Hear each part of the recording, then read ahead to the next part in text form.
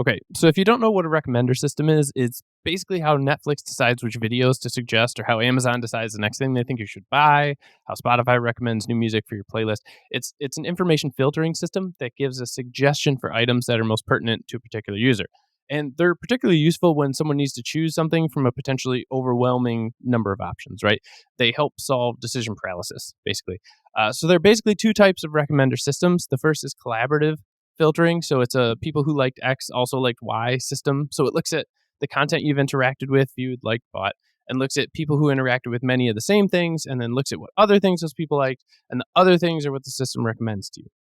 The second would be a content filtering. So this is people who liked X will also like Y because of Z.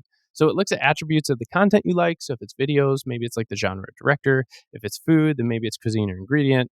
It then recommends other items that have those same attributes. But no matter which method you use, both collaborative filtering and content-based filtering suffer from what's known as the cold start problem.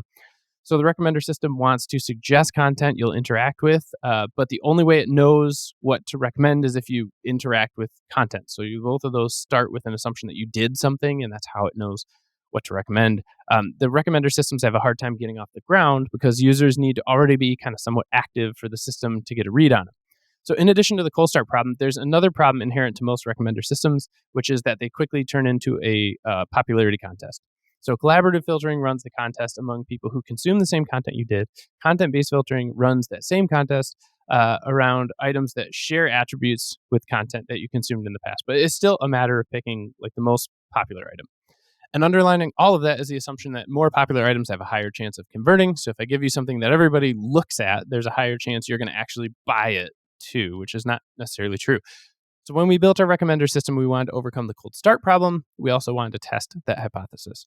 So do the most popular or viewed items actually have the highest conversion rates, which was a great question. So we dug into the data from one of our larger e-commerce customers. We watched 900,000 users across 3 different countries interacting with 1.2 million unique items. And here's what we found. So basically, the most viewed items are seldom the most purchased items. And this is what kills the effectiveness of a lot of recommender systems. We're showing people what's popular, but not what will actually get them to buy. So to test our new data-backed hypothesis, we created a new data set of fake users. Each user only looked at one item from the 1.2 million items we might want to recommend, and the model then output a probability estimate, so the chances that each user would purchase given that they viewed only one item.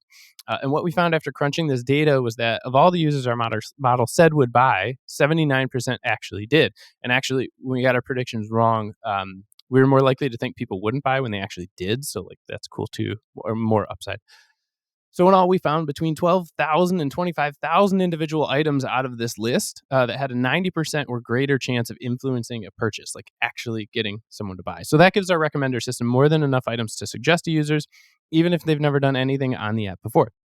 And because these scores are model-based, we can refresh our item list and the scores attached to them as often as we want. So that's how we fixed our recommender system's cold start and popularity problems. But that's not the best part. We then integrate these conversion-based product recommendations right into an app's push notifications. So your user can discover these products that they're likely to enjoy without actually having to open your app to see them. So that's how we simultaneously fix the cold start problem and the popularity contest problem, and how we help get users back into your app to increase their order frequency and thus their lifetime value.